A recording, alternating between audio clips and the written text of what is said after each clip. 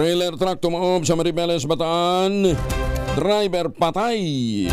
Nako, 720 sacks ng mais ang tumapon sa kalsada. Detalye na balita mula kay Danny Kumilang, RH37. Danny, good morning.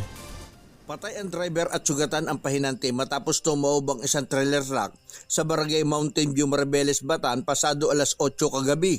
Ayon sa tauhan ng Metro Bataan Development Authority (BDA) at Maribeles PNP sa DCRH News, sinasabing nagkaroon ng loose brake ang truck na naging sanhi ito ng pagtaob sa gilid ng karsada. Nakagarga umano sa truck ang 720 sako ng mais na mula ito sa Maribeles at nakatakdang dalhin sana ito kagabi sa Pangasinan nang mangyari ang aksidente. Nasawi sa insidente ang driver na naipit sa loob ng truck habang ang pahinanti naman ay agad na isinugod sa pagamutan para sa paunang lunas. Samantala matapos payagan ng may-ari ng truck at barangay, nag-unahan ang ilang mga nakatira sa lugar sa pagguha at pagsalok ng mga mais na tumapon at nagkalat sa gilid ng karsada. Habang ang trahedya, ang sinapit ng driver, naging malaking biyaya naman ito sa ilang residente ang mga natapong mais na kanilang nakuha.